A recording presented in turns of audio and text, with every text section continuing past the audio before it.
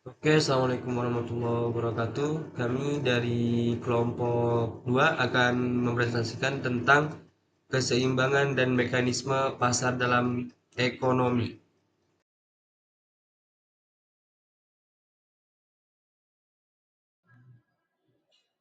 Perkenalkan, nama saya Nurullah dengan NIM akhir 112. Di sini saya akan menjelaskan intervensi pasar.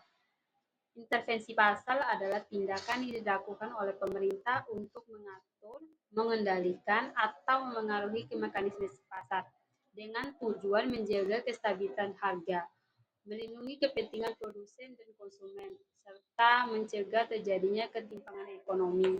Adapun bentuk intervensi pasar dibagi menjadi 4. Yang pertama itu menetapkan harga mekanisme. Yang kedua, menetapkan harga minimum. Yang ketiga, subsidi bagi produsen atau konsumen.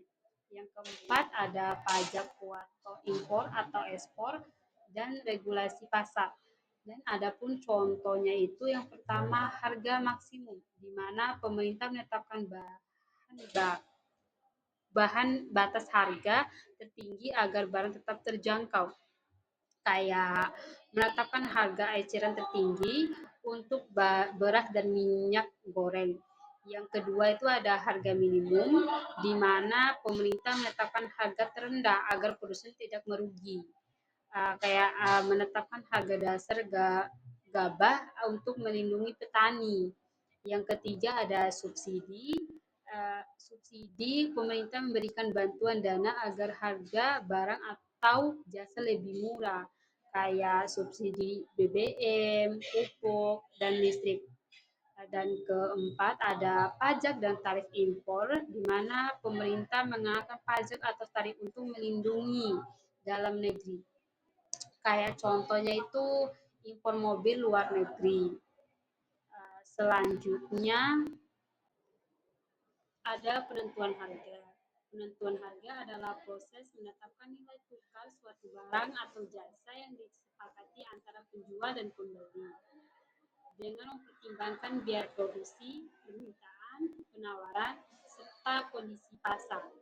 Ada juga faktor yang memengaruhi. Yang pertama itu biaya produksi, yang kedua permintaan dan penawaran, yang ketiga ada kondisi pasar dan pesaing, yang keempat ada kebijakan pemerintah.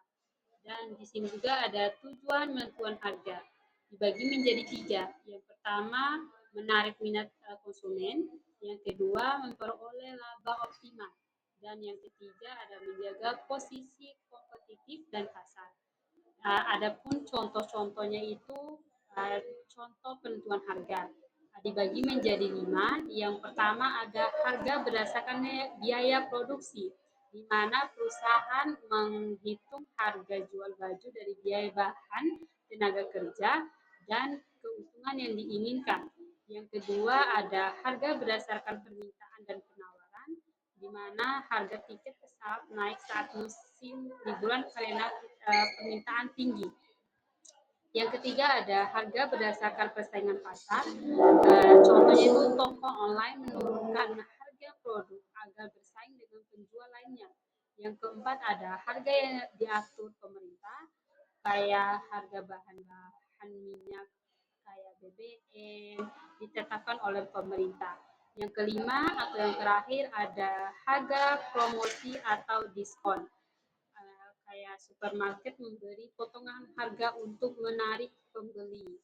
Selanjutnya akan dijelaskan oleh rekan saya. Baik, selanjutnya itu ada prinsip penentuan harga dalam Islam.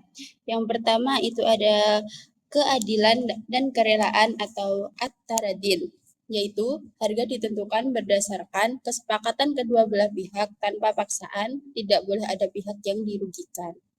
Yang kedua itu ada yang kedua ada tidak mengandung unsur riba, yaitu harga tidak boleh ditetapkan berdasarkan bunga atau tambahan yang bersifat zalim. Yang ketiga itu ada transparansi, yaitu penjual wajib jujur mengenai kualitas barang, jumlah, dan kondisi barang agar harga sesuai dengan nilai sebenarnya. Yang keempat itu tidak ada gharar atau ketidakjelasan, yaitu harga harus jelas dan diketahui oleh kedua belah pihak saat akad berlangsung. Nah, yang kelima itu ada larangan ikhtisar atau penimbunan, yang itu tidak boleh menimbun barang untuk menaikkan harga secara tidak wajar. Terus yaitu ada tidak wajar. Terus setelah itu selanjutnya itu adalah jenis-jenis harga dalam ekonomi Islam, yaitu ada harga pasar, tasman al-suq, yaitu harga yang terbentuk secara alami berdasarkan permintaan dan penawaran yang halal di pasar. Yang kedua itu ada harga adil atau al-tasman al-adil, harga yang mencerminkan nilai sebenarnya dari barang tanpa adanya manipulasi, penipuan, atau pemaksaan. Yang ketiga itu ada harga ditentukan atau al-tasir. Dalam keadaan tertentu, pemerintah atau ulil amri boleh menetapkan harga untuk mencegah ketidakadilan dan eksploitasi di pasar. Contoh praktiknya itu adalah ada seorang pedagang menjual beras seharga 50.000 per karung, pembeli setuju tanpa paksaan, itu termasuk halal. Dan ada lagi pedagang menaikkan harga karena menimbun barang saat langka atau disebut haram atau ihtikar. Ada lagi pemerintah menetapkan harga eceran tertinggi untuk menjaga kestabilan, itu boleh jika untuk dibuat untuk keadilan. Selanjutnya ada regulasi harga dalam Islam atau penentuan harga oleh pasar. Yaitu regulasi harga dalam Islam adalah pengaturan atau penentuan harga barang atau jasa agar proses jual beli berjalan adil dan tidak merugikan salah satu pihak. Dalam kondisi normal, Islam membiarkan harga ditentukan oleh mekanisme pasar, yakni interaksi antara permintaan, demand, atau penawaran supply, selama tidak ada kecurangan dan manipulasi. Selanjutnya itu ada mekanisme pasar, itu ada dua, yaitu permintaan dan penawaran. Permintaan sendiri itu bisa disebut tolab atau kebutuhan dengan keinginan masyarakat terhadap barang. Kalau penawaran itu disebut itu jumlah barang yang disediakan oleh produsen atau pedagang. Nah, selanjutnya kapan pemerintah boleh mengatur harga atau tasyir? Yang pertama, jika ada kecurangan, penimbunan atau monopoli yang membuat harga naik tidak wajar. Yang kedua, itu ada ketidakadilan yang merugikan masyarakat banyak untuk melindungi kepentingan umum atau maslahah amanah. Contohnya, jika pedagang menimbun bahan pokok lalu menaikkan harga tinggi, pemerintah boleh menetapkan harga batas atau atas agar masyarakat tidak tertindas. Jadi, penentuan harga oleh pasar atau mekanisme supply atau demand diperbolehkan dalam Islam selama tidak ada manipulasi, penipuan, dan ketidakadilan. Terus, pemerintah boleh mengatur harga hanya jika terjadi penyimpangan pasar agar tercipta harga yang adil dan maslahat bagi semua pihak. Assalamualaikum warahmatullahi wabarakatuh. Saya Rizka Firly Hasan dengan NIM 241080401117. Selanjutnya saya akan menjelaskan penentuan harga pasar oleh Rasulullah SAW. Nabi Muhammad SAW menolak untuk menetapkan harga pasar meskipun pada saat itu terjadi kenaikan harga yang tinggi, dan para sahabat meminta beliau untuk melakukan penetapan harga, yaitu tasyir. Beliau kemudian mengatakan bahwa sesungguhnya Allah lah yang menetapkan harga, yang menahan dan membagikan rezeki, dan sesungguhnya saya mengharapkan agar saya dapat berjumpa dengan Allah Subhanahu wa ta'ala dalam keadaan tidak seorang pun di antara kamu sekalian yang menuntut saya karena kezaliman dalam pertumpahan darah dan harta. Dari hadis tersebut kita dapat menyimpulkan bahwa Rasulullah SAW menganggap bahwa harga terbentuk secara alami oleh kekuatan permintaan dan penawaran di pasar. Beliau menyerahkan penetapan harga kepada Allah Subhanahu wa ta'ala sebagai al-musair, yaitu yang maha menetapkan harga. Beliau menolak intervensi langsung pemerintah atau pengusaha dalam menetapkan harga, terutama ketika kenaikan harga disebabkan oleh faktor alami pasar seperti kurangnya pasokan dan meningkatnya permintaan. Alasan tersebut dikarenakan adanya kekhawatiran akan menimbulkan kezaliman baik terhadap penjual ketika menetapkan harga terlalu rendah dan terhadap pembeli ketika harga ditetapkan terlalu tinggi dengan dengan penyebab yang tidak jelas atau bahkan bisa menghalangi hak kepemilikan. Hal ini menunjukkan penghargaan terhadap mekanisme pasar yang berjalan bebas selama didasari oleh keadilan dan suka sama suka atau antara antara penjual dan pembeli. Kemudian yang kedua ada penetapan harga menurut para tokoh ekonomi Islam. Yang pertama ada Ibnu Taimiyah yang memiliki pandangan brilian bahwa penetapan harga seharusnya ditentukan oleh kepuasan penawaran dan permintaan di pasar, bukan oleh campur tangan penguasa. Ia berpendapat bahwa fluktuasi harga tidak selalu disebabkan oleh kezaliman pedagang, tetapi dapat muncul karena faktor alamiah seperti kelangkaan produk akibat gagal panen atau berkurangnya impor komoditas. Beliau memperingatkan bahwa penetapan harga oleh pemerintah berpotensi menghancurkan mekanisme pasar dan justru dapat menyebabkan pasokan harga menghilang dari peredaran karena merugikan pedagang. Meskipun demikian, Ibnu Taimiyah membedakan dua jenis dalam penetapan harga ini. Yang pertama, yang adil dan tidak adil. Meskipun demikian, Ibnu Taimiyah membedakan dua jenis regulasi harga yang demikian, Ibnu Taimiyah membedakan dua jenis penetapan harga, yaitu yang adil maupun tidak adil. Penetapan harga oleh pemerintah dihukumi haram jika mengandung unsur ketidakadilan dan memaksa penjual. Namun, tas'ir diperbolehkan jika tujuannya adalah menegakkan keadilan antar pelaku ekonomi dengan menetapkan standar harga yang wajar dan mencegah praktik pengambilan keuntungan secara berlebihan, terutama ketika terjadi distorsi pasar akibat kehancuran atau penimbunan barang. Beliau berpendapat bahwa jika barang yang terbentuk tidak normal karena unsur ketidakadilan, pemerintah lebih baik turut terlibat dalam penetapan harga acuan. Kemudian selanjutnya ada Al-Mawardi yang secara tegas berpandangan bahwa mekanisme pasar yang diajarkan Rasulullah SAW adalah pasar bebas tanpa campur tangan siapapun. Alasan utamanya, tasir atau penetapan harganya bertentangan dengan prinsip antara din, yaitu suka sama suka antara penjual dan pembeli yang diwajibkan dalam syariat Islam, karena pada dasarnya manusia berkuasa atas harga barang mereka. Dalam pandangannya, posisi pemerintah harus menjaga kemaslahatan umat atau kafah dan tidak boleh mengutamakan kemaslahatan pembeli dengan harga rendah daripada kemaslahatan penjual dengan harga tinggi. Walaupun secara prinsip mengharamkan tas'ir dalam kondisi normal, Al-Mawardi memperbolehkan intervensi pasar oleh pemerintah jika terjadi penimbunan barang yang merugikan masyarakat kecil guna mengembalikan keseimbangan pasar. Intervensi tersebut jika dilakukan karena adanya kebutuhan harus mempertimbangkan kepentingan berbagai pihak agar produsen dan konsumen rela atas harga yang ditetapkan. Jika pemerintah tidak menetapkan harga dan terjadi pelanggaran, Al-Mawardi berpendapat bahwa akad jual tetap sah, namun pelanggarnya harus dikenai sanksi atau ta'zir.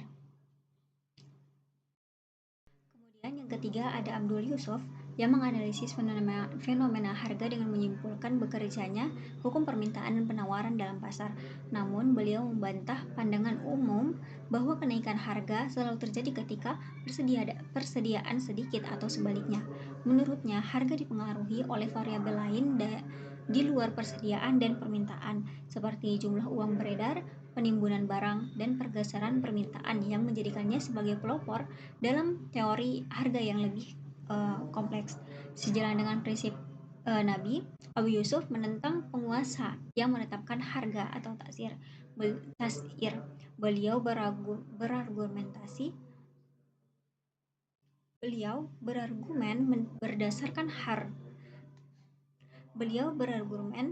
berdasarkan hadis dalam tinggi rendahnya harga merupakan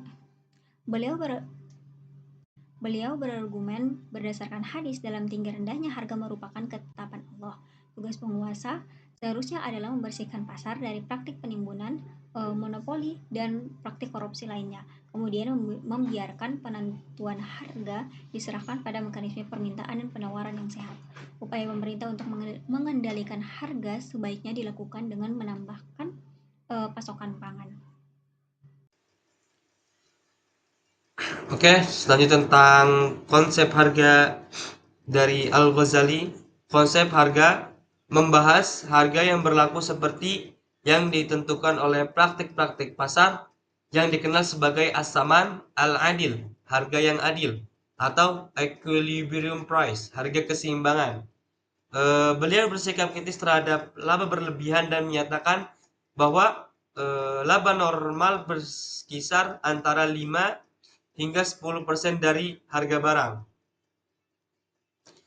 Pemahaman mekanisme pasar, meskipun tidak menggunakan istilah modern, tulisannya menunjukkan pemahaman konsep tentang permintaan dan penawaran.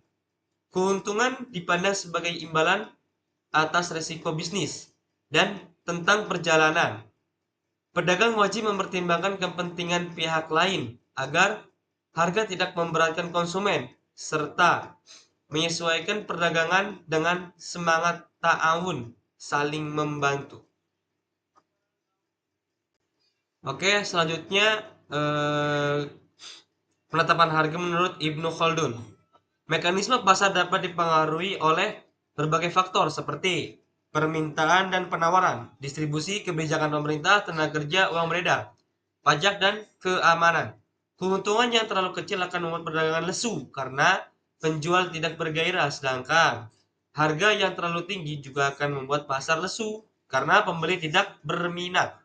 Sama seperti Ibnu Taimiyah, Ibnu Khaldun mengidentifikasi kekuatan permintaan dan penawaran sebagai penentu keseimbangan harga. Beliau membagi jenis barang menjadi kebutuhan pokok dan pelengkap. Di kota besar, dengan penduduk padat, pasokan bahan pokok melimpah sehingga harga relatif murah. Di kota kecil, pasokan relatif sedikit sehingga harganya mahal. Peningkatan pendapatan di kota besar meningkatkan permintaan barang mewah sehingga harga barang mewah meningkat. Dan terakhir yaitu kesimpulan. Mekanisme pasar yang kompetitif, interaksi permintaan dan penawaran. Meskipun fondasi utama penetapan harga yang sah dalam ekonomi Islam, sejalan dengan praktik Nabi Muhammad SAW dan pandangan mayoritas ulama, meskipun demikian, pasar tidaklah bebas mutlak, melainkan terikat pada prinsip keadilan dan kerelaan antarodin untuk mencapai harga adil, al-saman dan al-adil. Intervensi pemerintah atas air tegas ditolak dalam kondisi normal, namun diperbolehkan dan bahkan wajib dilakukan hanya sebagai alat untuk menegakkan keadilan dan melindungi kepentingan umum, terutama ketika terjadi distorsi pasar akibat praktik penimbunan, ikhtikar, atau monopoli. Dengan demikian, sistem ini menekankan keseimbangan antara kebebasan ekonomi dan peran pemerintah sebagai regulator moral dan penjamin keseimbangan pasar.